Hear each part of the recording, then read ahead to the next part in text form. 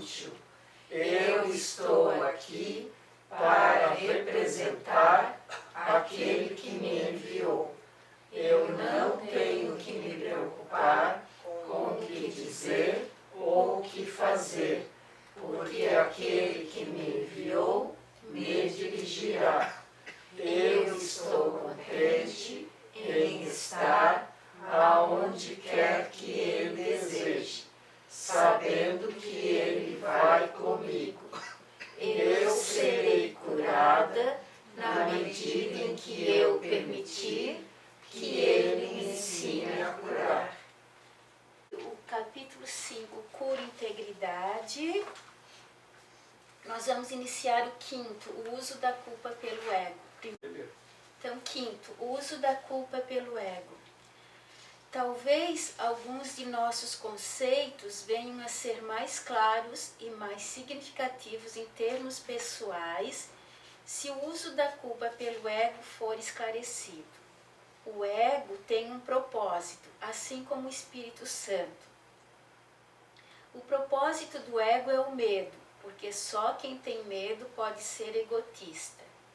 A lógica do ego é tão impecável quanto a do Espírito Santo, porque a tua mente tem ao seu dispor os meios para ficar do lado do céu ou da terra, conforme elegeres. No entanto, mais uma vez lembra-te que ambos estão em ti. A nossa mente tem os instrumentos, tanto do espírito quanto do ego. E como nós somos os filhos perfeitos de Deus, nós podemos utilizar os instrumentos da perfeição, e é o que nós fazemos, para gerar, então, no nível do ego, coisas que se tentam imitar a perfeição. Tá? Então ele disse que os mecanismos do ego são tão impecáveis quanto os do espírito, só que nós aprendemos a identificar o que é do ego e o que é do espírito. Tá? E basicamente eu acho que esse parágrafo retrata isso. Tanto o céu como a terra estão na nossa mente, nós que elegemos o que queremos escolher. Então o céu ou a terra, né? O ego ou o espírito. O ego está relativo a todas as coisas do mundo e o espírito é relativo a todas as coisas do céu. Então mesmo aqui nós podemos ouvir a voz do espírito e utilizar-nos do Espírito Santo para todas as situações que nós desenvolvemos. Tá? Tudo aquilo que nós, por pensamentos, palavras, ações ou omissões, nós podemos lembrar de utilizar o Espírito, ou então, se nós queremos funcionar de acordo com as leis do mundo, as leis do mundo são as leis do ego. Então nós podemos tanto escolher o ego como o Espírito, tanto o céu como o mundo, tá? Em que vivemos e as suas leis. No céu não há culpa, porque o reino é atingido através da expiação, com E maiúsculo, que te libera para criar. A palavra, entre asas, criar, é apropriada aqui porque uma vez que o que tens feito seja desfeito pelo Espírito Santo, o resíduo abençoado é restaurado e continua, portanto, na criação. O que é verdadeiramente abençoado é incapaz de dar origem à culpa e não pode deixar de dar origem à alegria. Isso torna invulnerável para o ego porque a sua paz é inexpugnável. É invulnerável à ruptura porque é íntegro. A culpa sempre produz uma ruptura. Qualquer coisa que engendre medo divide, porque obedece à lei da divisão. Se o ego é o símbolo da separação, é também o símbolo da culpa.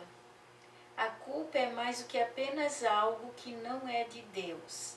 É o símbolo do ataque a Deus.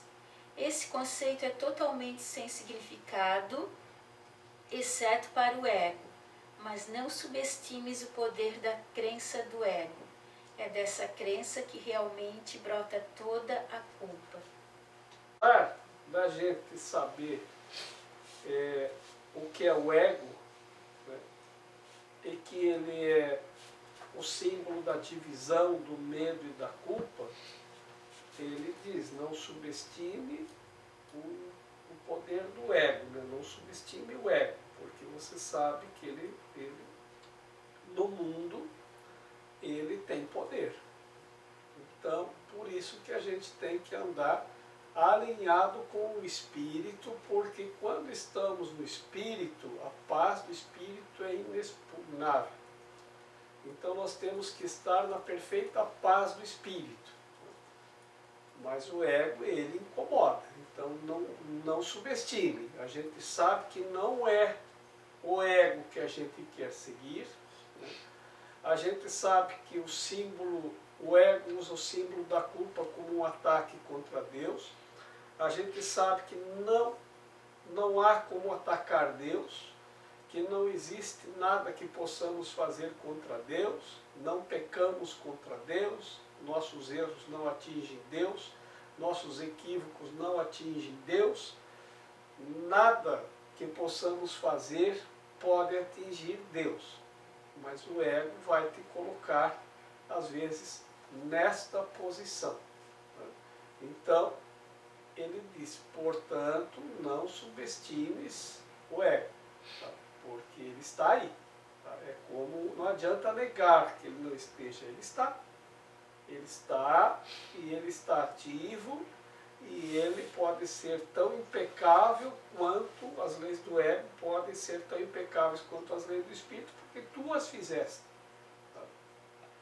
E tu tem o poder e tem na tua mente tanto o céu quanto a terra. Então nós temos o poder de pegar uma lei do mundo e moldá-la, tá, para parecer impecável. Mas ela é a lei da divisão, da separação, do medo e da culpa. Então tudo que divide, tudo que separa, tudo que gera medo e põe culpa é ego. Tá? Então nós identificamos, não é para subestimar, né? Sabemos que está aí e que no mundo é isso que funciona. Não são as leis do Espírito que prevalecem, são as leis do ego, porque o mundo é o ego e o ego é do mundo. Nós não somos do mundo. Tá?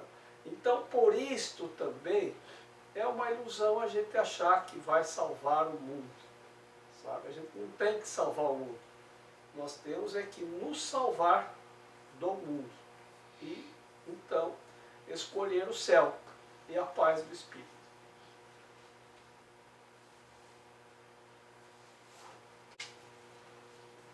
Então, 3. O ego é a parte da mente que acredita em divisão. Como poderia uma parte de Deus se desligar sem acreditar que o está atacando? Falamos anteriormente do problema da autoridade, que está baseado no conceito da usurpação do poder de Deus. O ego acredita que é isso que fizeste, porque acredita que ele é o que tu és.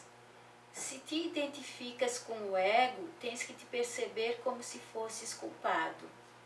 Sempre que respondes ao teu ego, vais experimentar culpa e temer punição. O ego é bem literalmente um pensamento amedrontador. Por mais ridícula que possa ser a ideia de atacar a Deus para a mente sã, nunca te esqueças de que o ego não é são. Representa um sistema delusório e fala por ele. Escutar a voz do ego significa que acreditas que é possível atacar a Deus e que uma parte de Deus foi arrancada por ti. O medo da retaliação vinda de fora é decorrência disso, porque a severidade da culpa é tão aguda que tem que ser projetada. No final aqui fala o medo da retaliação porque a severidade da culpa é tão aguda que tem que ser projetada. A gente pega, por exemplo, uma pessoa que não resolveu alguma situação na sua vida. E ela tem muita raiva, muita mágoa, muito ódio. E aí ela acaba ficando doente. A doença, ela é resultante dessa raiva, desse ódio. E toda pessoa que tem raiva, que tem ódio, ela está angustiada pela culpa. Na verdade, a culpa é que faz somatizar as doenças no corpo físico. Culpa, que é resultado do medo, e aí a gente fica com raiva. Mas a culpa, ela é tão intensa que a pessoa não consegue ficar sentindo culpa das coisas que fez, dos erros que cometeu. Então, se ela não corrige, porque o ego vai fazer você sentir a culpa. Ele não vai te levar para o caminho de corrigir o erro para desfazer a culpa. Isso é o que nós chamamos aqui de expiação. Corrige o erro para desfazer a culpa.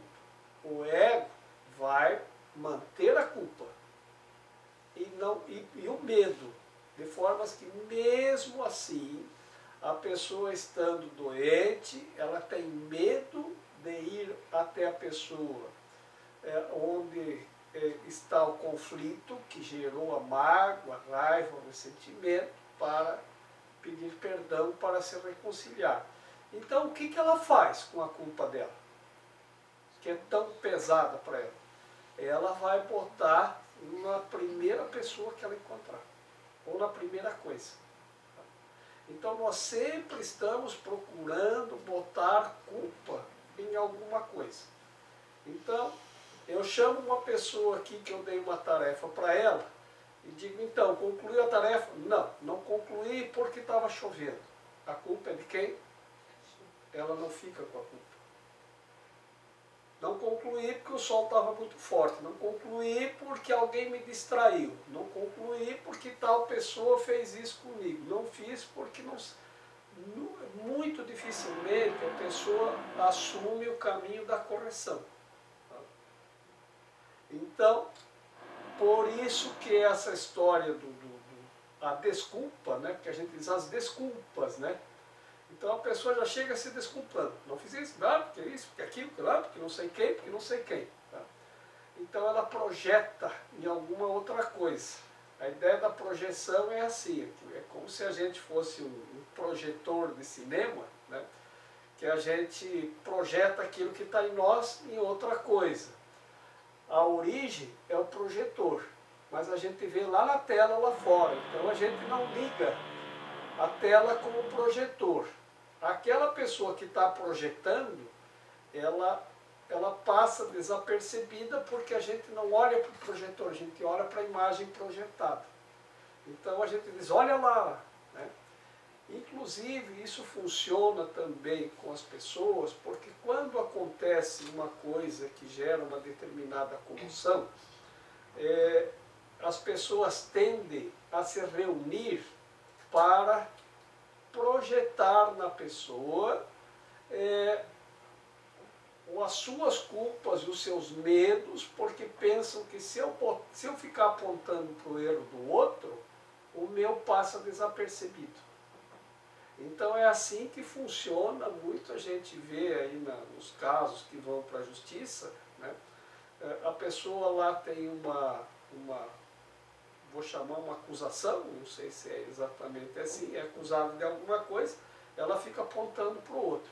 Mas essa pessoa que me acusou, ela não é idônea. Tá? Não importa se ela é idônea ou não, defenda-se da sua acusação. Não, mas é que a pessoa que me acusou, ele outro dia estava tomando cachaça, outro dia estava fazendo isso, e aí tenta desqualificar, mas não faz a sua defesa. Né? Então projeta no outro, é como criar uma distração. Olha para lá, porque enquanto você está olhando naquela direção, você não está vendo eu aqui. Tá? Então isso é projetar, é a projeção. Tá? E a culpa, usa um termo aí que a culpa é tão intensa, tão forte, qual é a palavra? Severidade da culpa. A tão severidade da culpa é tanta que a pessoa não consegue ficar com ela. Então ela põe em outra coisa. Você já ouviu falar no bode expiatório. Então o bode expiatório é em quem a gente joga a culpa. Para, na verdade, ao invés da gente fazer a expiação, a gente diz que o bode que tem que expiar. Ele é o culpado, não sou eu. E a gente vai colocando assim, então ninguém assume a culpa de nada. Basta ligar a televisão, aí tem 800 delações e todo mundo diz, não, eu não fui, não, eu não sei de nada, não, nunca vi. Né? Tem aquela história dos 3 macaquinhos que dizem que eu conhecia como o segredo da longa vida, né? Que era eu não vi, eu não ouvi e também não sei de nada, não falo nada. Né? Então, isso aí era o segredo da longa vida, né, que a gente conhecia. Hoje é o segredo da defesa. Né? Não vi, não sei, não ouvi, nunca vi falar, nunca ouvi nada, não sei dizer nada a respeito. Então as pessoas se defendem assim, tá? Para dizer que isso, tá, aí é o que o ego faz, ele projeta em outra coisa. Então ele fica procurando qualquer outra coisa, qualquer falha, em qualquer ponto do universo, para dizer, tá vendo? Vai passar um meteoro lá, por pouco a gente não bate na Terra. Pronto, todo mundo olha para lá. Tá? Então vamos lá olhar, porque lá na Turquia aconteceu um acidente de carro. Tá? E distrai. Tá?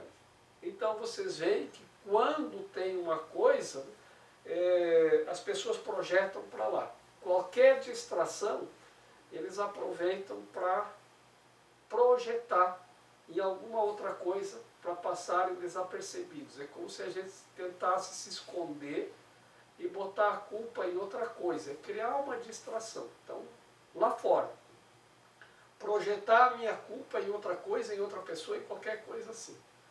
Porque a severidade da culpa é grande.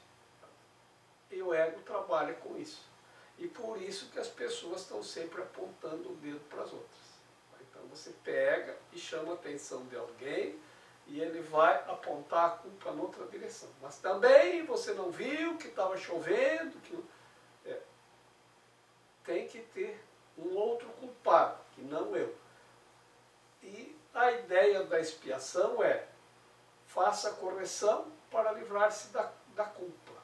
Porque expiar é desfazer, né? Trabalhar com perdão. E é tudo isso que a gente não quer se propor a fazer. Porque a gente está funcionando no ego. Quando a gente funciona no espírito, a gente não tem medo. Então, se não tem medo, a culpa não nos abala. Por quê? Porque nós sabemos o caminho.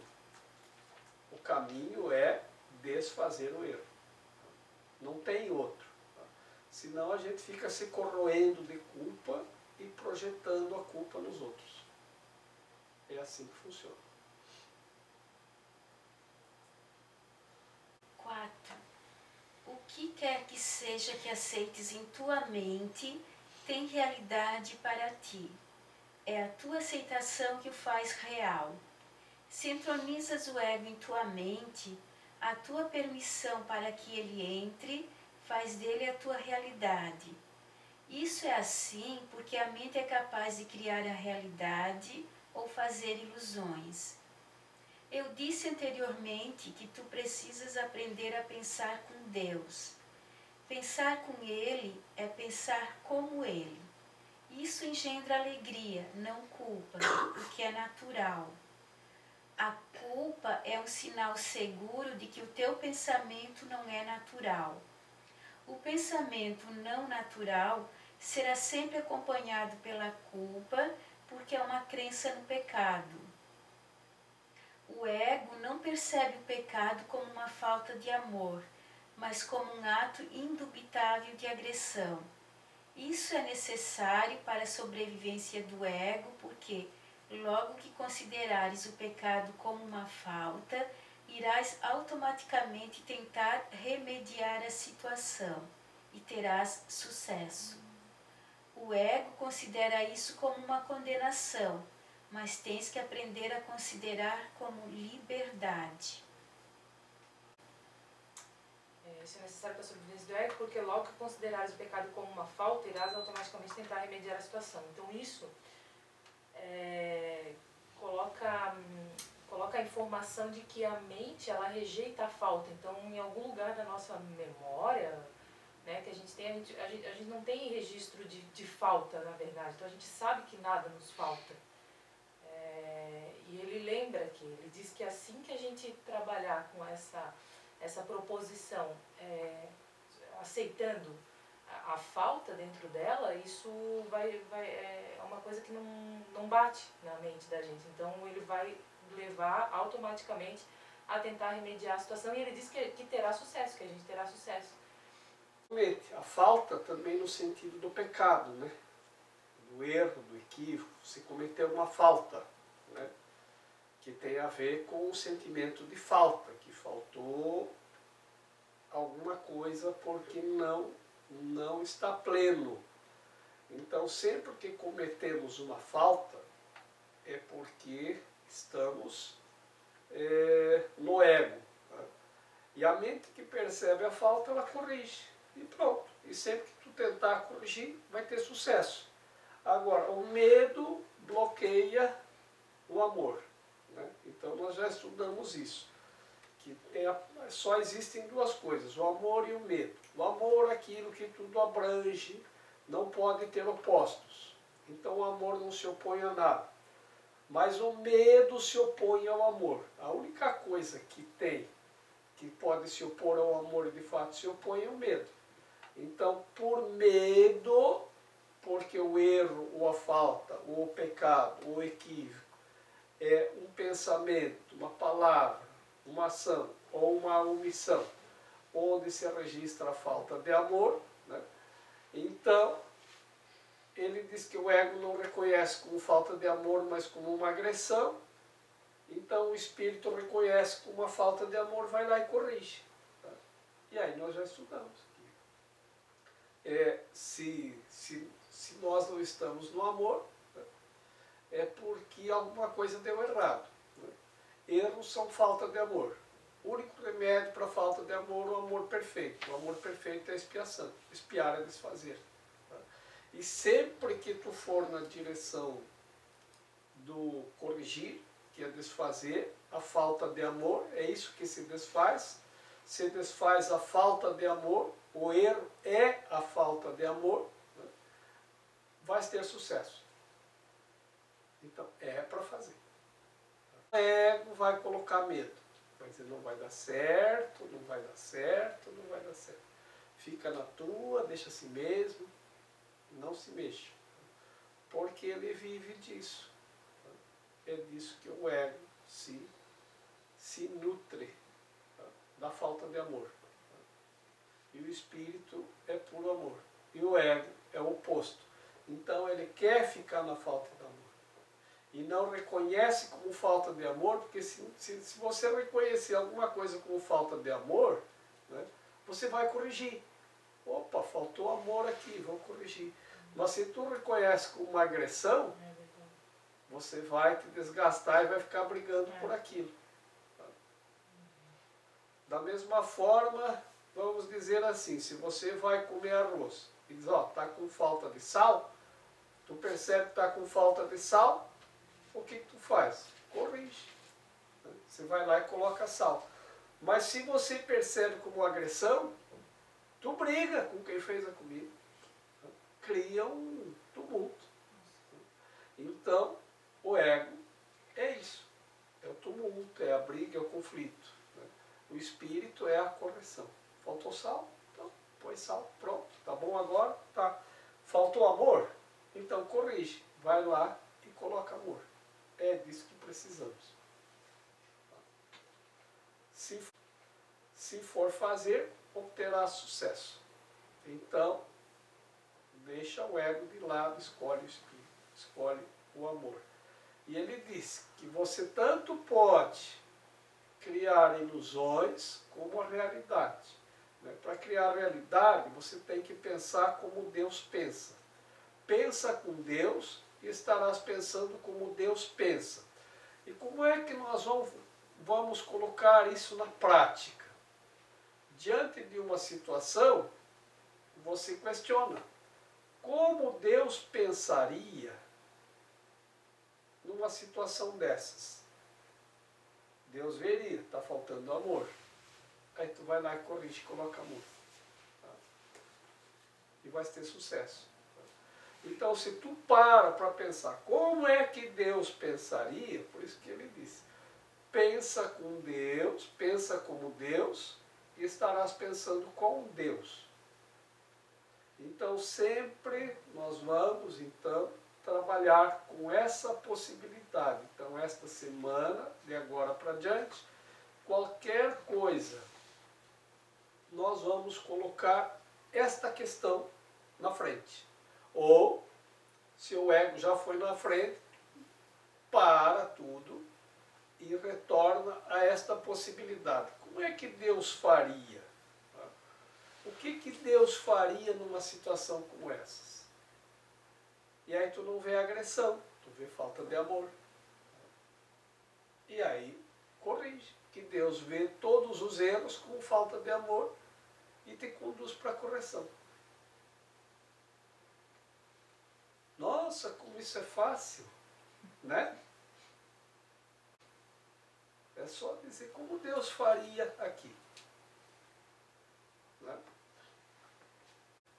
A gente nem sabia que pode pensar como Deus pensa e pensar junto com Deus. Né? Mas como o ego pensa e pensar com o ego, nós sabemos. Isso a gente sabe. Né? A mente sem culpa não pode sofrer. Sendo sã, a mente cura o corpo porque ela foi curada. A mente sã não pode conceber a enfermidade porque não pode conceber ataque a qualquer pessoa ou qualquer coisa. Eu disse antes que a enfermidade é uma forma de mágica. Poderia ser melhor dizer que é uma forma de solução mágica. O ego acredita que punindo-se vai atenuar a punição de Deus. Entretanto, mesmo nisso ele é arrogante. Atribui a Deus uma intenção de punir e então toma essa intenção como sua própria prerrogativa. Tenta usurpar todas as funções de Deus como as percebe, porque reconhece que só a aliança total pode ser confiável. No começo do livro ele também fala sobre mágica, né? Eu não me lembro muito bem a concepção aqui. Não sei se é a mesma coisa acho que não, né? Do que foi dito no início do livro. Ele fala, mas tem uma outra abordagem, né? Uma outra abordagem para uma outra situação, eu acho. Uhum. Tá. Fácil. Acho interessante ele associar a enfermidade com ataque.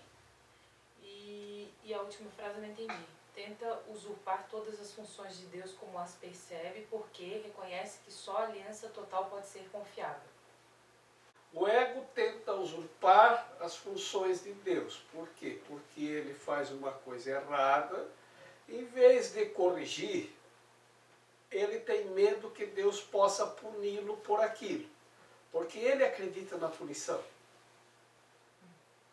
Então, daí que vem a crença de que Deus vai te castigar. Deus não castiga ninguém. E ele aborda aqui também aquela ideia de mens sana corpore sano, que eu não me lembro quem foi que falou, não sei se foi o Sócrates ou quem foi que disse isso. Não é muito conhecida a pessoa. Enfim, isso quer dizer, a mente sã estende a sanidade ao corpo. A enfermidade, então, é uma espécie de mágica. Por quê? Porque é assim, você faz alguma coisa errada, né? Fica com mágoa, com raiva, e aí você tem medo da punição, do castigo de Deus. Então o que você faz? Eu mesmo me castigo, para me livrar da punição de Deus. E aí, ele sabe que só uma aliança completa pode ser aceitável, né? Então ele tenta atrair para si todas, ou usurpar todas as funções de Deus. Ele determina o que é certo e o que é errado, ele pune, ele se castiga, tá? E aí ele quer se absolver da culpa. Tá? Então eu vou contar uma historinha aqui. Um dia, era um domingo, eu estava em casa, eu devia ter uns 10 anos ou 11 anos, não sei, por aí. Tá? E era um domingo de tarde, minha mãe não estava e eu estava sozinho em casa. Eu morava numa casa. E a gente tinha calçadas em volta da casa e a minha mãe gostava de flores, então tinha muitas flores plantadas, tinha muitos jardins, né? Tinha horta, tinha pomares, era um terreno grande e a gente tinha, assim, era tudo muito florido e tinha muita fruta, né? E aí tinha muita calçada também. E é claro que eu nunca gostei de ficar varrendo calçada, limpando calçada, que aquilo era trabalho, né? E aí a minha irmã chegou em casa, umas 2 horas da tarde, e disse: te prepara, a mãe descobriu tudo. Tudo o quê? Ah, espera só ela chegar. O que eu fiz? Comecei a varrer as calçadas, domingo de tarde, peguei a mangueira, lavei as calçadas, molhei as flores, eu nunca fazia isso, imagina, sem mandar, né? Mas olha, dei uma caprichada, até a casa eu varri. Quando a mãe chegou, disse: viu, tá tudo limpinho, varri, lavei, passei a mangueira, molhei as suas flores, o jardim, as plantas, tudo, não sei o que, tudo prontinho, tudo bonitinho. O que tu aprontou? Eu digo: eu? Pois é, o que eu aprontei? É isso que eu quero saber. O que tu aprontou, que tu fez tudo isso? Por quê? E aí eu olhei para a minha irmãzinha, ela estava lá dando gargalhada. Ah, tá. O ego faz isso contigo. Então é a isso que ele está se referindo. Então, com medo da punição, não sei nem do que, mas algum pecado eu devia ter. Porque diz o ditado: quem não deve não teme. Tá? Então alguma coisa eu devia ter feito errado. E aí eu mesmo fui me castigar, para mostrar: olha, já me castiguei, tá? Tudo certo? Então é assim que nós fazemos com relação a Deus. Tá? Então o que eu fiz? Usurpei as atribuições da mãe, né? Que é de mandar eu varrer, lavar calçada, molhar as plantas, né? E aí eu tinha que fazer completo, porque se eu deixasse pela metade, não podia ser, tinha que fazer tudo. Então a aliança completa. E é assim que nós funcionamos com relação ao mundo e também a Deus. E aí a gente acredita nessa mágica, né? Que se eu deixar o corpo doente, eu já estou sendo punido. E aí o que eu vou dizer? Olha, eu estou doente, eu já estou sofrendo. Sabe? Ainda se faz de vítima. Se pune, se culpa, se pune e se coloca como vítima. Na verdade, ela vai projetar isso em alguém, ou em muitas pessoas. Né? Ou vai dizer: viu, eu trabalhei tanto para ajudar vocês, e agora estou aqui doente, né? E agora vocês não querem cuidar de mim, vocês não querem me ajudar, eu que tanto fiz. Né? E agora vocês estão dizendo que eu cometi um erro, que eu fiz uma coisa errada. E aí a pessoa vai buscar isso, vai buscar. Por quê? Porque está no ego. Então o ego trabalha assim, e aqui trabalha projetando em Deus a responsabilidade pelo pecado, pelo erro, pela punição, então ele se autopune. É bem assim.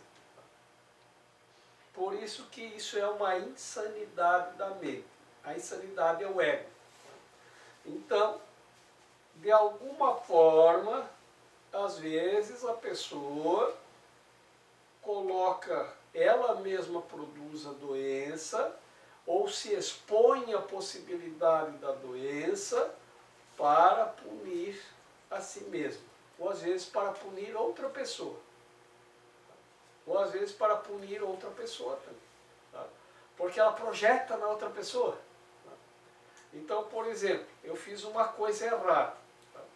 Aí eu estou com aquele sentimento de culpa. Só que a gente não liga a culpa aos nossos erros. Nós já trabalhamos isso, né? Que a gente não sabe. A gente está com a consequência e não sabe a causa. Não sabe ligar a causa. Então o trabalho do psicólogo é tentar ligar causa e efeito, para a pessoa se dar conta do que faz. É o mesmo trabalho que faz o terapeuta.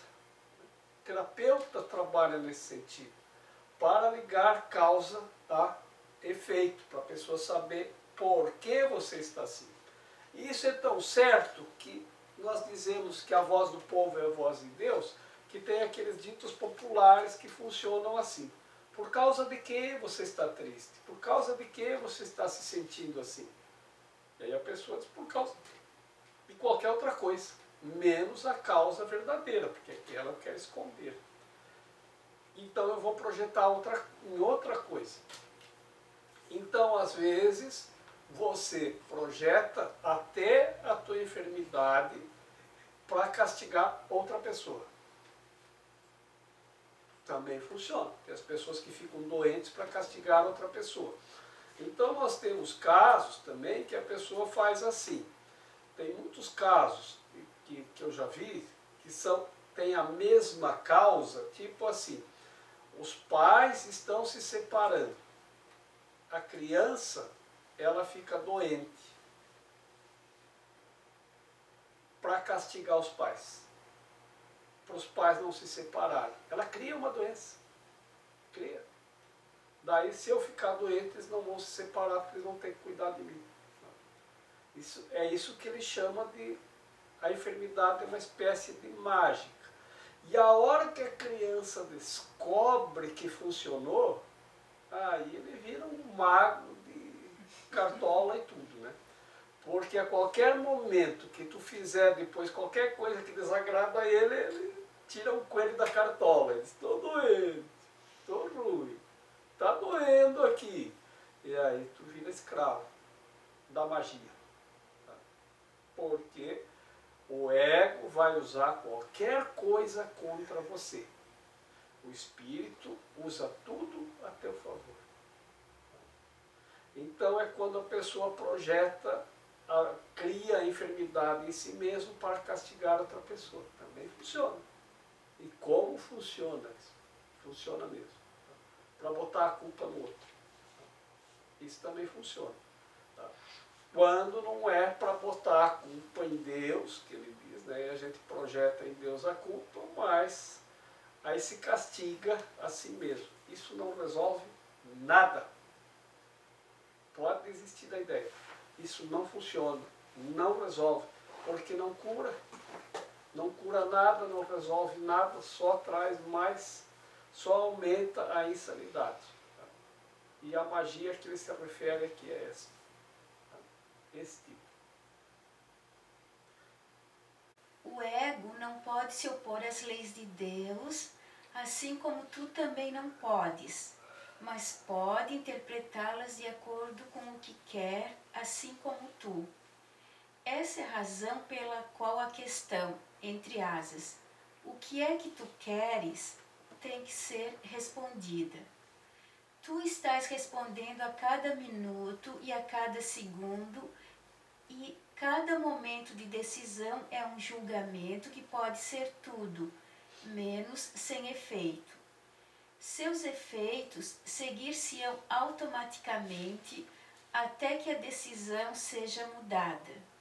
Lembra-te, porém, que as alternativas em si são inalteráveis.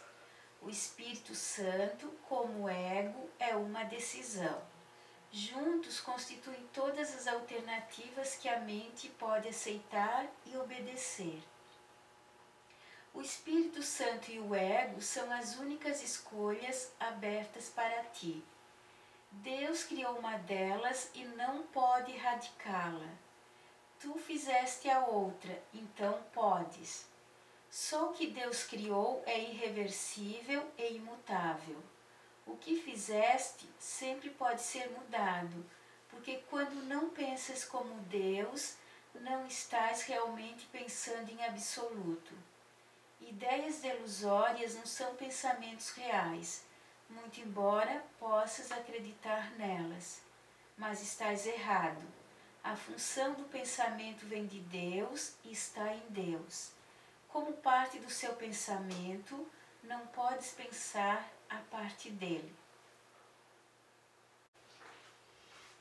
Então só temos duas possibilidades de escolha: o espírito ou o ego.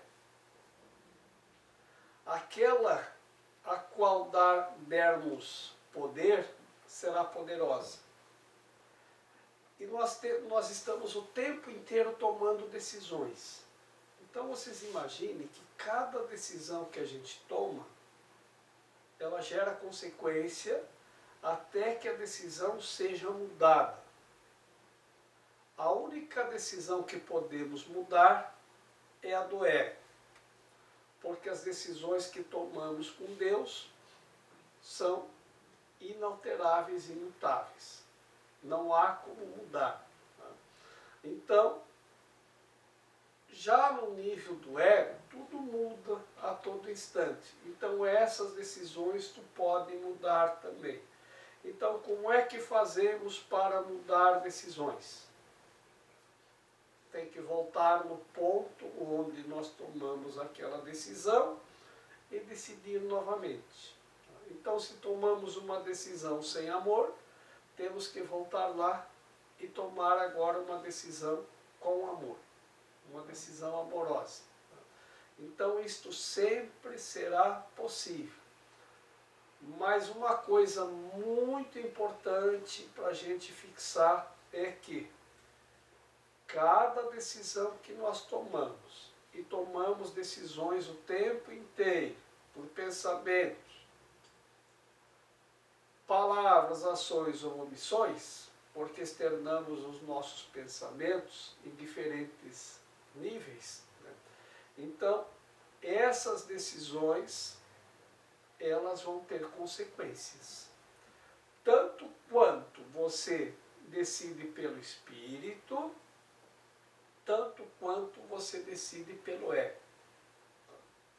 Quando você decide pelo espírito, as consequências são alegria, felicidade, paz, amor. Quando você decide pelo ego, as consequências são medo, culpa, sofrimento, dor, enfermidades. Porque são resultantes de uma insanidade. E ele diz, de fato, quando não estás pensando com Deus, isso não são pensamentos, são ideias. Por isso que quando você vai começar a pesquisar essas alternativas, vai buscar, vai aqui na nossa livraria, ali vai olhar, ali tem livros que assim, os grandes pensadores. E são poucos. Então quem pensou realmente? Então nós vamos lá ver que pensou Ramsés, pensou Jesus, pensou Platão, pensou o Hermes, pensou o Imhotep, pensou Sócrates, pensou Pitágoras. E nós seguimos o pensamento deles é que nos orienta e orienta o mundo até hoje. Então nós ainda seguimos o pensamento deles. Então, De fato, nós pensamos? Nós temos ideias e repetimos as ideias dos outros. Mas quem realmente pensa? Então nós entramos nessas ideias egóticas do ego e ficamos circulando aí, não conseguimos sair daquilo. Não conseguimos sair daquele círculo de ideias que nos faz acreditar que nós somos capazes de pensar. Então, vamos pensar. Bom, eu hoje estive pensando. Em que você pensou? Eu hoje pensei como seria bom ir uma praia. Isso é um pensamento teu ou alguém já tinha pensado isso antes? Isso tu está repetindo. Tem algum pensamento que é teu? Que você lembra? Alguém lembra de algum pensamento que você pensou? Que não é uma repetição de alguma coisa que você leu, que você viu no filme, que você viu na TV. Basta olhar na internet. Antes era nos e-mails, agora é nos WhatsApp. O que tem pessoas que mandam coisas, claro que são lindas, mas não é o teu pensamento. Não é o que você está trabalhando, você apenas está mandando uma coisa que é linda, que alguém pensou. E esse que está mandando, que fez aquele trabalho com música, com imagens ou com palavras, aquilo foi ele que pensou ou ele montou?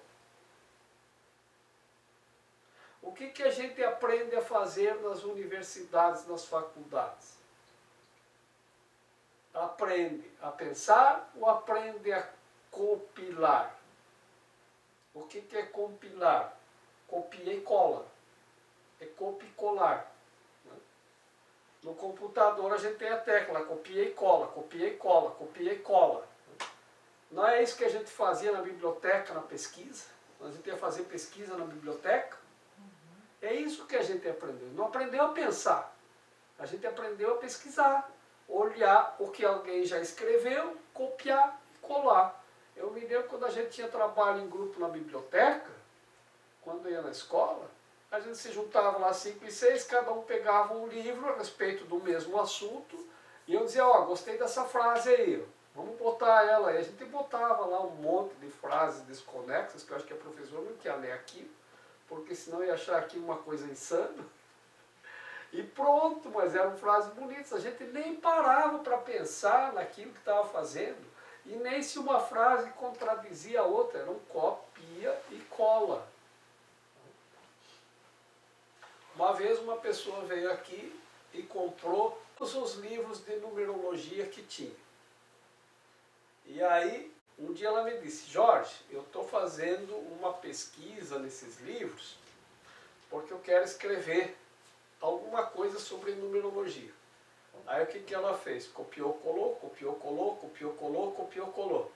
Aí um dia ela veio aqui e disse, Jorge, estou com o meu livro pronto. Eu disse, como é que tu fez? Resultado da pesquisa dos livros que eu comprei. Fez uma compilação. Sim, ela disse. E ela me perguntou, tu sabe onde que é a Biblioteca Nacional para a gente registrar a autoria do livro? Porque eu não quero que ninguém copie meu livro. Eu ri tanto. Eu disse, querida, isso é uma cópia. Não tem nada teu aí. Não tem nada teu aí. A coisa que tu fez foi compilação. Quem pensa? Quem pensa? Então a gente tem alguns contos de fadas. Então, por exemplo, a gente tem a história do Patinho Feio. Essa é bem interessante. Todo mundo conhece a história do Patinho Feio, né? Depois alguém escreveu Águia ou Galinha. Que aí tinha uma galinha feia, que depois era uma águia. Não é a mesma história? Então essa pessoa pensa? Não, ela copia e cola. Então o que as pessoas fazem? Elas mudam os nomes, mudam o cenário, encena a mesma peça e diz que é autor.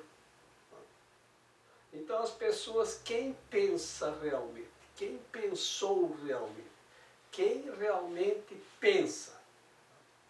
E é isso que ele está dizendo, porque o ego, ele não pensa, ele pode trabalhar no mundo com ideias, tá? Mas pensamento só pensa aquele cuja mente está em Deus. Então, você gostaria de experimentar pensar? Então, ele diz, pergunta, o que Deus pensaria a respeito disso? Quando você coloca assim, você coloca também, o que é que eu quero? Eu quero repetir coisas ou quero aprender a pensar? Pensar é só com Deus. Então você diz, o que Deus pensaria numa situação dessas? Ou diante disto? E quando você coloca assim, você passa a pensar como Deus pensa. E pensar com Deus. Porque é só nesse livro que está o pensamento. Por isto que a gente diz para as pessoas, né, às vezes, não copia livro. As pessoas antigamente copiavam muito livro. Agora, nunca foi uma coisa legal, né? Porque sempre todos os livros tinha lá, está escrito na frente, direitos reservados, não sei o que, o dono do copyright, que é os originais, né? E o número do registro. Né? Bom, mas as pessoas pegavam o livro, principalmente nas universidades, né? Tinha verdadeiras copiadoras lá nas universidades, lá que funcionavam sem parar 24 horas por dia, indústria da cópia, copiando livros. Depois, o que aconteceu? Finalmente colocaram uma lei que ficou claro que era proibido copiar, e a copiadora, aquele que fosse lá na copiadora pedir para copiar, ele estava infringindo a lei, e aquele que copiasse o livro também. Isto vale também para CD, para DVD, para música, para filme, para tudo. Todas as facilidades que se tem hoje. Então, quando você copia uma coisa sem autorização, uma música, né? Então às vezes eu uso algumas músicas aqui, a pessoa, me dá uma cópia. Eu digo, não. Como é egoísta. Egoísta é aquele que dá a cópia. Porque ele pensa no ego. Porque aquele que respeita a lei de Deus, e contra essa você não pode se opor, e nem o ego, mas você pode escolher fazer diferente, se escolher o ego e dividir, né? Então, aí você permite que se faça cópia, porque você ainda não tem essa compreensão que você está dividindo e que você está tirando um direito do autor. Porque é a mesma coisa que dizer para uma pessoa que aquilo que ele fez não merece remuneração. Tá? Então é a mesma coisa que alguém ir lá copiar o teu trabalho, né, que você faz para ganhar dinheiro, e ele ganhar dinheiro com isso. Ou mesmo que não ganhe, ele impede você de ganhar. Né? Então por isso que a pirataria, né, quando a gente compra uma coisa pirata, né, a gente está entrando nesse mundo do ego, né? Porque a gente quer levar uma vantagem de alguma maneira. E nem essa ideia a gente tem, né? De que aquilo está de alguma forma prejudicando a nós mesmos ou a um irmão. Né? Então pensa no que tu está fazendo, pensa no que tu quer, ele diz aí. E para saber o que tu quer, tu é livre para fazer o que tu quer, mas você não pode se opor às leis de Deus. Não há como. Nem você, nem o seu ego. Então, mas você é livre para fazer o que você quer. Então pensa no que você quer. Se você faz uma coisa sem amor, é uma coisa insana.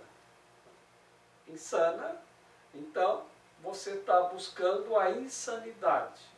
E a insanidade gera insanidade. E insanidade é a ausência de sanidade ou de saúde, ou de sanidade.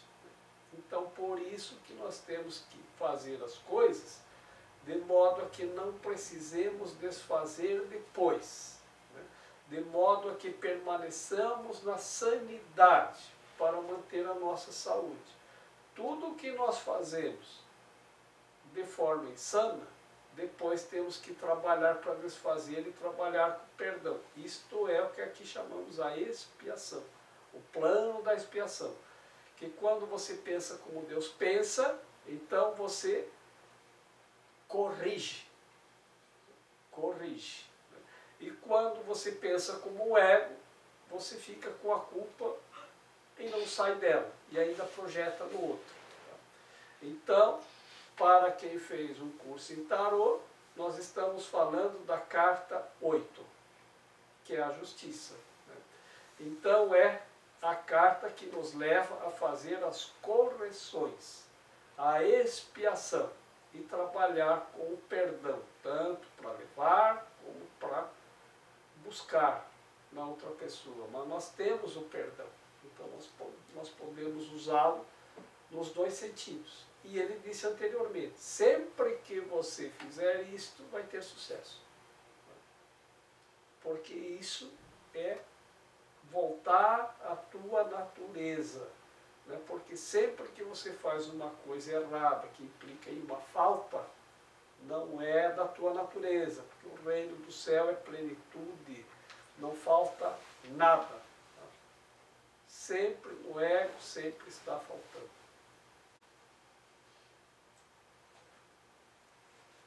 Então vamos perguntar o que eu quero e como Deus pensaria a respeito disso.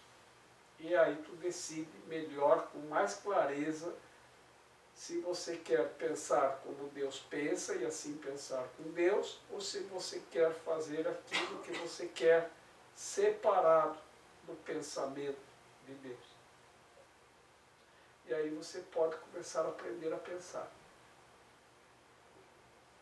E pode ser que um dia, não para teu ego, mas para estender às outras pessoas pensamentos sãos e inspiradores, você entra lá na galeria dos grandes pensadores, das pessoas que pensaram.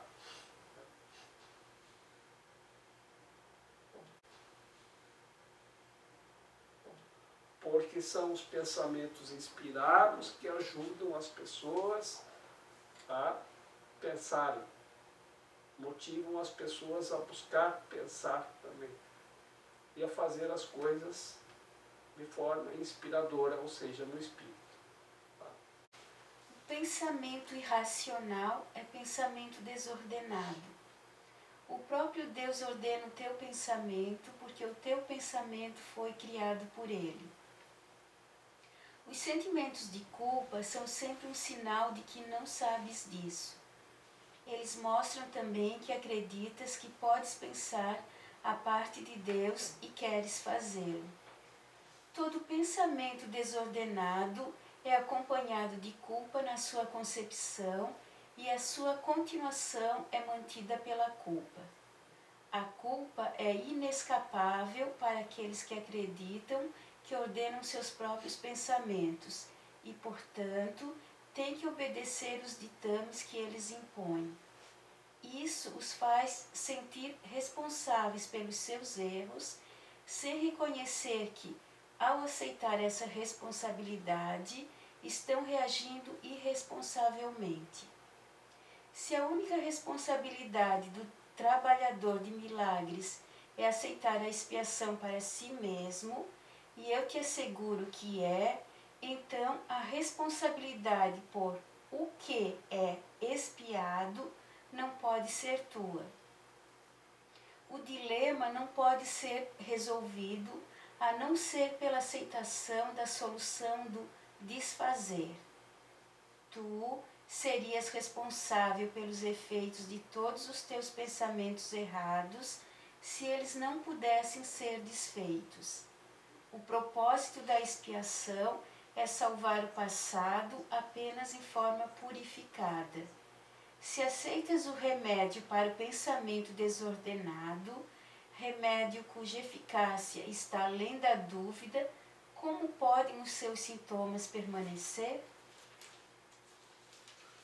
Eu entendi que o propósito da expiação é salvar o passado apenas de forma purificada. O que esse parágrafo está tentando dizer é que, na verdade, todo o esforço, que na verdade não é um esforço, é só a gente olhar para a direção da expiação e aceitar corrigir. Não ficar preso no raciocínio e no porquê, e na culpa, e em todas as consequências. Não adianta a gente ficar remoendo o passado. A gente tem que purificar o passado. Tá? Porque é assim. É o que a gente fez de errado, foi decorrente dos nossos pensamentos desordenados. Tá? Então não adianta tentar ordenar os pensamentos. Nós temos que curar ou salvar. Né? Como é que a gente faz isso? A gente aceita a expiação, e aceitar a expiação é aceitar corrigir. Então, se tem um erro lá no meu passado, e eu aceito corrigir, isto vai purificar o meu pensamento. Porque vamos supor assim, lá no passado, uma pessoa pisou no meu pé e me machucou. E eu fiquei muito com raiva da pessoa. E muito magoado porque eu disse, você pisou no meu pé e ela não me deu atenção. E fiquei muito chateado. Né? E guardei isso. Então, isso está lá, guardado no meu passado. Então, não adianta eu ficar pensando, por que que ele fez isso? Por que que ele não fez o quê? O que que eu vou fazer? Se eu vou me vingar dele? Se eu encontrar esse cara um dia, eu vou dar uma pisada no pé dele também, para ele ver como dói. Não vou dar bola, porque como ele me magoou, que é a tal de guardar a vingança, né? Ou então vou ficar remoendo aquilo, né? Puxa vida, ele podia ter feito diferente, alguém podia ter me ajudado, poderia ter sido diferente, por que que ninguém veio me socorrer? Né? Então, o que que tem nesse teu passado? Ele está carregado de pensamentos desordenados. Então não adianta tu ordenar o pensamento. Como seria ordenar o pensamento? O meu passado não importa, o meu passado não vai influenciar a minha vida. Eu vou ser feliz independente do meu passado. Meu passado não tem nada a ver. Isso é tentar ordenar. Não funciona. Não adianta. Por isso que aqueles trabalhos de autoajuda, aqueles que trabalham com afirmações positivas, não funcionam. Eles dão uma ilusão, um tempo que está funcionando e logo cai de novo. Por um tempo você vai estar com a ilusão de que aquilo está funcionando, mas logo vai cair de novo. Então o que que eu tenho que fazer? Eu tenho que aceitar a expiação e a correção. Então como que eu vou purificar? Que é isso que purifica o pensamento. Espera aí, isso aqui é um pensamento errado meu, fora de ordem, desordenado, que eu tive porque uma pessoa pisou no meu pé. Eu que guardei todos esses sentimentos, esses pensamentos a respeito do que aconteceu comigo, a respeito da pessoa que pisou no meu pé. E aí tu tira todos os pensamentos e sentimentos sem amor e você purifica aquele pensamento. Como que você vai se lembrar daquilo? Porque não é uma coisa que vai desaparecer. Como que você vai lembrar aquilo?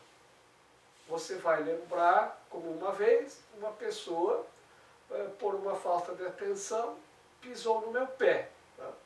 E eu não tenho, você vai procurar sentimento lá de mágoa, de raiva, de tristeza, de ódio, não tem mais. Tá?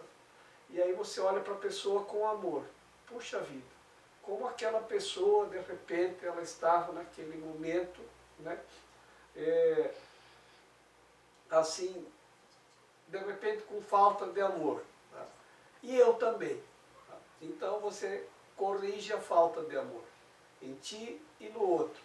E aí você coloca como gratidão, porque a pisada no pé fez você se dar conta que você estava com falta de amor. Então eu vou sentir depois gratidão, porque aquela pessoa, se ela não tivesse pisado no meu pé, eu nunca ia me dar conta que eu estava passando por ali com falta de amor. E como que eu sei que estava com falta de amor? Pelos pensamentos que eu tive. Então agora, o que acontece? Todos aqueles pensamentos se esvaiam. Então, é assim que nós vamos purificando os nossos pensamentos desordenados, as nossas memórias, até transformá-las em lembranças purificadas. Porque o que purifica? Tirar qualquer pensamento ou sentimento que não seja de amor a qualquer situação pela qual nós passamos no nosso passado. Então, é fazendo expiação, é fazer isso, é ir purificando tudo. Ir purificando. E muitas vezes, nós temos que fazer isto, às vezes, com a outra pessoa. Porque tudo é com a outra pessoa. Tudo é com a outra pessoa. Não foi a outra pessoa que pisou no meu pé, para eu me dar conta que eu estava com falta de amor? E aí eu mostrei para ele, tô mesmo com falta de amor, porque tu pisou no meu pé, porque tu me agrediu, porque tu me machucou. É a declaração de falta de amor que ela vai dizer, viu como foi bom pisar no teu pé, para tu se dar conta, para tu despertar. Só que às vezes é assim, entre eu pisar no pé e a gente despertar, que a gente desperta quando faz a expiação. Tá? Então, pode levar bastante tempo. Por isso que nós temos o passado, que nós temos que purificar todo o nosso passado. Tá? Isso que ele fala, que é purificar o passado. 8. A continuidade da decisão de permanecer separado é a única razão possível para a continuação dos sentimentos de culpa. Nós dissemos isso antes, mas não enfatizamos os resultados destrutivos da decisão. Qualquer decisão da mente vai afetar tanto o comportamento quanto a experiência. O que queres, tu esperas. Isso não é delusório. A tua mente, de fato, faz o teu futuro e o devolverá à criação plena a qualquer momento, se aceitares em primeiro lugar a expiação. No instante em que tiveres feito isso, ela também retornará à criação plena. Tendo desistido do teu pensamento desordenado, a ordem apropriada do pensamento vem a ser bastante aparente. A continuidade da decisão de permanecer separado é a única razão possível para a continuação dos sentimentos de culpa. A culpa é o que nos mantém separados. A única razão da culpa é manter a separação. É assim que coloca, né? Então vamos ver assim. Eu sempre brinco contigo, todos os dias. Tá? Nós vamos brincar lá na tua casa. E aí, eu ontem peguei o teu brinquedo e botei no bolso e levei para casa. Bom, agora eu me sinto culpado porque eu fiz isso. E tenho medo de voltar lá. Então, tu vai dizer para mim, ué, tu não foi mais brincar lá em casa? Pois é, não deu mais tempo, não sei o quê. Eu estou com medo de ir lá. Por quê? Porque tu vai notar a falta do brinquedo e vai dizer, olha Jorge, outro dia nós estávamos brincando aqui, eu tinha 3 brinquedos e agora só tenho 2. Tu não viu, por acaso, assim, em que bolso foi para o outro? Né? No bolso de quem o outro brinquedo mudou de endereço? Né? Então, eu tenho muito medo disso. E eu sinto culpa por ter feito isso. Eu tenho medo de corrigir e sinto culpa e por causa disso eu não vou mais lá. Então a única razão da existência da culpa é manter a separação. Porque o dia que eu resolver desfazer a separação, eu vou lá e corrijo. Quer saber? É assim, eu que levei o teu brinquedo, eu estava com medo, me sentindo culpado e com muito medo de dizer para ti. Tá? Foi uma tentação que eu tive, mas está aqui o brinquedo, eu quero que você me desculpe, que você me perdoe, fui eu que peguei o teu brinquedo. Estou trazendo de volta e quero que você me desculpe porque eu fiz uma coisa errada. Aí acabou a separação. Então, por isso que ele diz que a culpa sustenta a separação. A única razão é sustentar a separação. Quando tu quer eliminar a separação com a outra pessoa, quando você pede uma coisa e não quer mais. Qual é a palavra que a gente usa para definir o ato de não querer mais uma coisa que você pediu? Por exemplo, eu pedi uma faxineira lá para casa. Quando eu não quero mais ela, qual é a palavra que a gente usa para dizer que não quer mais? Dispensar. Despede ou dispensa. Tu pensou nela e ela veio. Tá? Agora você não quer mais, então você dispensa. Dispensa. Né?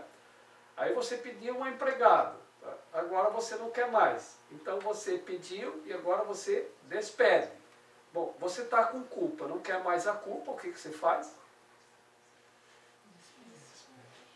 Desculpa. Despede a culpa.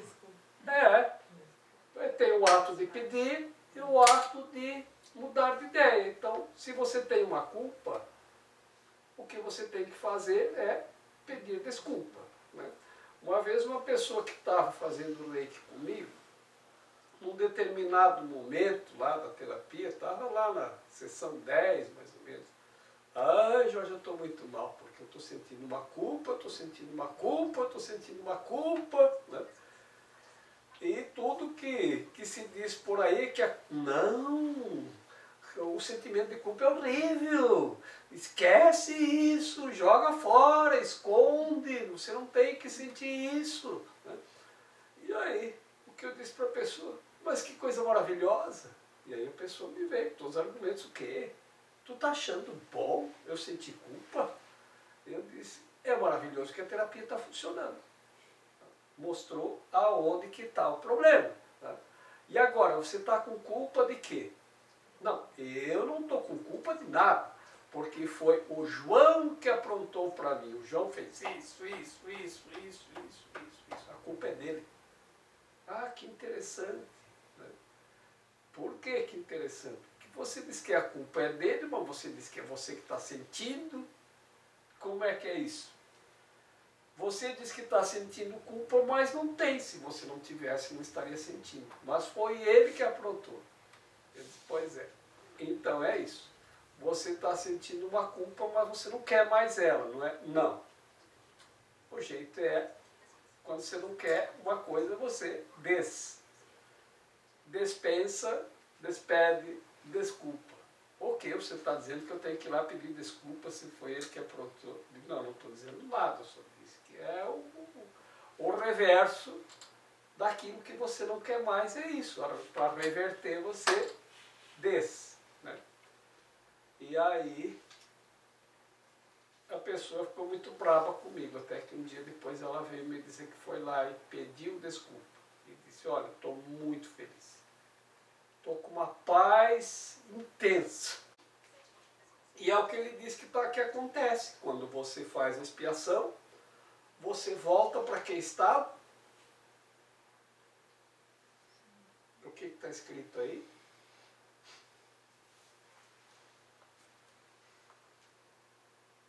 Criação plena. Da criação plena.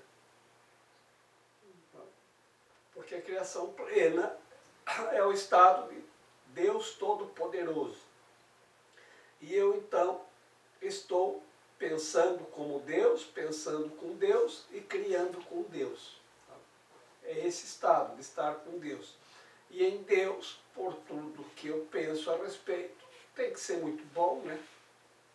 tem que ser felicidade plena, alegria plena, tudo em plenitude. Paz, felicidade, amor, não é isso tudo que a gente quer? Sanidade, eternidade, é tudo que a gente sempre quis, é tudo que a gente quer, né? É tudo que todos nós queremos. Então, a ideia é essa.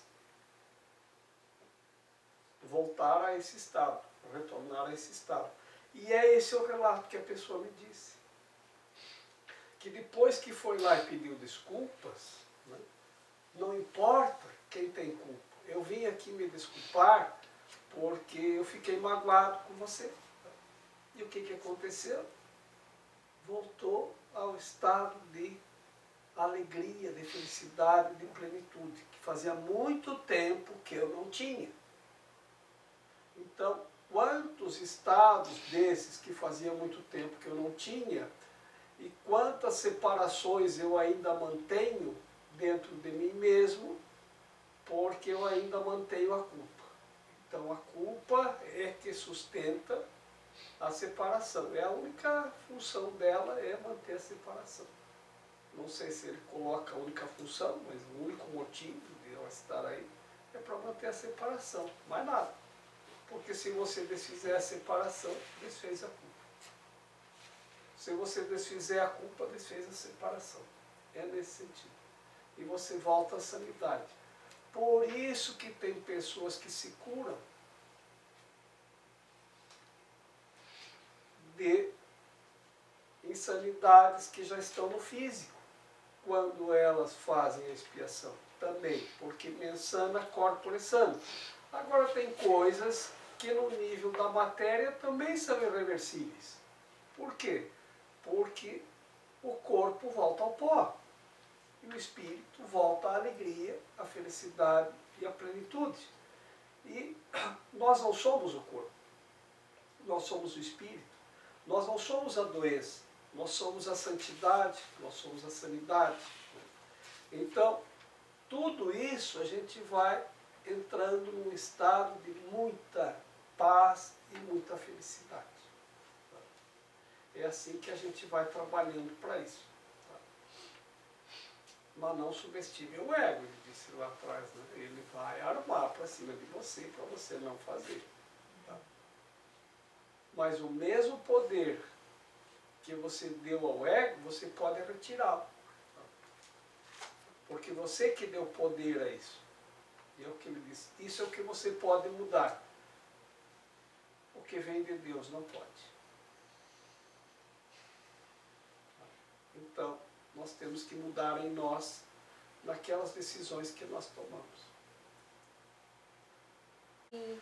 É inútil a gente ficar segurando as injúrias, os danos, né? Porque o ego, o que ele faz? Ele fica constantemente tentando convencer, e ela não consegue, de que existe um crime, existe como é que eu vou dizer, um dano, e que isso não pode passar impune o tempo inteiro das outras pessoas em relação a gente, certo? Então ele fica o tempo inteiro tentando convencer. E ele consegue convencer na medida em que a gente cai, né, nesse pensamento e vai escapando da real, do verdadeiro propósito e tal, e tudo isso que a gente está aprendendo no curso hoje clareia na mente o real propósito, né, e coloca de novo que o nosso amor, a alegria e a paz, eles não advêm dessa atitude de corrigir, né, o que o ego fica falando. Não, então vai lá, então devolve para aquela pessoa o mal que ela te fez, vai lá, toma satisfação, e ela te agrediu, então você tem que agredir ela de volta. Então, na verdade, não é nada disso, não é nada disso. O que tem que tomar como ação, e a única ação possível, que vai realmente reverter na mente, é aceitar que foi um equívoco, que isso é um equívoco, né, e aceitar, desfazer na mente o que causou. O ego vai dizer assim, isto não vai ficar assim. E ele vai te convencer para tu não deixar barato. Eu, às vezes, observo as pessoas, às vezes estou ali no balcão da loja, ali no cantinho, eu observo as pessoas, às vezes param na frente da loja falando no celular ou falando com outra pessoa, e olha como eu escuto isso. Mas se ela pensa que eu vou deixar isso barato, às vezes falando no telefone, falando com outra pessoa, isto não vai ficar assim, ou não vou deixar por isso mesmo. Isso eu escuto muitas pessoas falarem na rua, sabe? Então o que é isso? É a culpa, a raiva, o medo, a ideia de que se ela se voltar contra a pessoa, isso vai trazer um resultado, né? E então é assim, né? Realmente isso não serve para nada. Além de ser uma inutilidade, ele vai provocar mais ferimentos. É como começa uma guerra, sabe? Um diz uma palavra, o outro rebate. Um diz uma palavra, o outro rebate. Um dá um tapa no outro, o outro joga uma pedra no outro, o outro joga um canhão no outro, o outro joga uma bomba no outro, né? Até que acabe tudo. Acabe tudo de uma vez. Até a última batalha. Como fazer, Jorge, para conseguir um equilíbrio, para você não ter vontade de picar, guardar e colocar no freezer? Não, mas sério mesmo. Porque tem dias que você está mais sensível, né? Já vou falar em questão de sensibilidade. Nem todo dia você está com um espírito assim, devidamente povoado, né? De tanta energia boa, de tanta coisa boa. E de repente, não precisa ser um ato muito grande, ou às vezes uma coisa insignificante te tira do centro, te tira da base. Daí o que você faz? Você agradece e diz, ó, ok, obrigado, maninho, querido, vou deixar passar? Para você alcançar esse ok, obrigado, tu pisou no meu pé, eu me dei conta que eu estava no ego, né, que eu estava fora de amor pela reação que eu tive, você me perdoe pela reação. Isso também, às vezes, se a gente falar no sentido, às vezes pode ser uma hipocrisia, né? Não é aquilo que está acontecendo na tua cabeça. Mas o que a gente tem que pensar? Se a gente estivesse no espírito, não teria acontecido.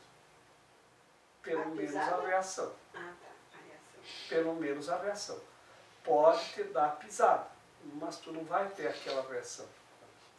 E a ideia que se diz é que enquanto você não curar a reação, vai ter alguém para pisar no teu pé. Tá? Que parece que você, de certa forma, nós estamos pedindo a cura. Nós estamos pedindo a felicidade. Nós estamos pedindo socorro. Só que a gente não sabe por quê. A gente está perdido. A gente não sabe o que está fazendo aqui. Aí outro dia eu ouvi alguém dizer assim, que um menino de 9 anos perguntou para a mãe, mãe, o que eu estou fazendo aqui? E ela disse, meu filho, nem eu sei. Então a gente está... nem eu sei. E a gente está tão perdido que a gente está assim, né? Então precisa alguém pisar no nosso pé para a gente se dar conta que a gente está cheio de raiva, cheio de conflito. Por quê? Pode ser que aquela hora eu tenha uma explosão com a pessoa. Né? Mas depois, em algum momento, eu vou fazer lá uma oração, uma meditação e vai cair a ficha. Puxa vida, como eu estou sem amor. Porque senão a gente fica no meio daquele conflito e não se dá conta de nada. Tá? Não se dá conta de nada. Tá? Uma vez quando eu tinha aqui logo que privatizaram aquela coisa aí que era da Telesc, né? E começou a ser não sei o que, Telecom, Oi Telecom, não me lembro como é que ficou o nome daquilo, que a gente antes pagava R$100 de conta telefônica, começava a vir a conta de 800, de 900, e não tinha onde ir, porque eles fecharam todos os postos de reclamação. O único jeito era no telefone, e a gente contava a história para um, aí caía a ligação, tu tinha que ligar de novo, eu acabei de falar, não, mas você vai ter que falar de novo. Ah, depois de tu falar 15 minutos, a pessoa diz, só um minutinho, nem ouvia, né?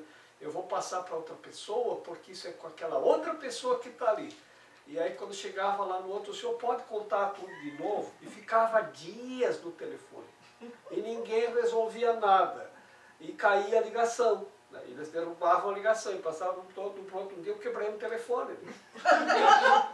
Eu joguei o telefone na parede. Aí uma pessoa que até frequentava aqui na época o curso de milagres, disse, Jorge, mas por que você te estressa tanto? Você tem que viver na paz, na tranquilidade, né? Esse amiguinho nosso era assim, ele tinha recebido uma herança, uma fortuna lá imensa, né? E estava assim, tudo era paz, tudo estava bem, né? Para que se estressar? Eu vivo no maior amor, na maior alegria, na maior tranquilidade. A filha dele apareceu grávida. Adolescente. Acabou-se a tranquilidade. Tá? Então também a gente sabe que não adianta ficar naquela ilusão. Por quê? Porque nós temos que curar a nós mesmos. Tá? Então o que veio acontecer? Veio dizer para ele, você não está curado, cara. Você está viajando na maionese, hein? Né? Então não adianta. Né? Então cai na real e vê que você ainda está cheio de conflito, cheio de raiva, cheio de conceito, cheio de preconceito. Né? E é assim que a gente, às vezes, vai se dar conta. Puxa vida, eu achei que estava tudo perfeito porque não estava me incomodando com as coisas do mundo. Né? E normalmente, quando você está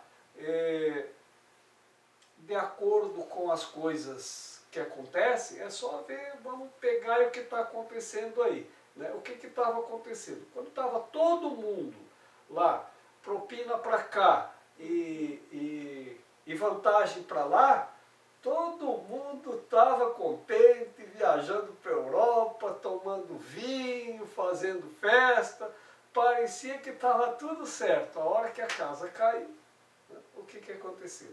Agora um está delatando o outro. Né? Então, é assim que funciona o ego. Né? Faz-se uma aliança, enquanto a aliança dura, sou teu amigo. Né? Você é o meu melhor amigo. Aí quando o outro diz, aponta com a possibilidade de dizer que você também aprontou, eles olham, o cara é um delator, não é confiável. Né? Então é assim que a gente está vendo acontecer. O melhor amigo né, que eu tinha, né, durante tantos anos. E a gente está vendo isso 2 vezes por dia, 3 vezes por dia, 4 vezes por dia. Então é assim que funciona. Né? Então, aí a gente vai se dar conta, meu Deus, como eu fiz coisa errada. Né? Como teve um que foi lá dizer, mais de um. Né? Eu me lembro de um que era, acho que o presidente, o diretor do Banco Chaim, que ele pediu perdão para os pais. Ele disse, tem que pedir perdão para a nação e para os meus pais, principalmente, que eles não me educaram assim. Eu não devia ter feito coisas erradas. Isso não vem da educação que eu recebi da minha família. E pediu perdão. E para os danos que produziu, para os pais, para a vergonha, né? Para os danos que produziu para uma nação inteira, né? Porque começou a entrar naquele esquema. Aí a pessoa se dá conta que não estava no amor, que aquilo não era amor, sabe? Que aquilo não era alegria, que aquilo era falso. Daí que ele vai dizer, puxa vida, se alguém tivesse pisado no meu pé, eu teria me dado conta. Como ninguém pisou no meu pé, então nunca me dei conta disso. Até que agora eu levei um tombão. Então, por isso que a coisa tem que vir, aceitar a expiação que vem do Espírito. Não adianta tu tentar organizar os pensamentos, tentar organizar por ti mesmo. Se você disser, eu aceito a expiação, e colocar isso, vamos dizer, no nível do Espírito, aí vai vir as oportunidades para corrigir com perfeição tudo. E aí você repõe o amor aonde sem amor nós tivemos pensamentos, palavras, ações ou omissões. Eu Estou aqui só para ser verdadeiramente útil. Eu estou aqui para representar aquele que me enviou. Eu não tenho que me preocupar com o que dizer ou o que fazer, porque aquele que me enviou me dirigirá.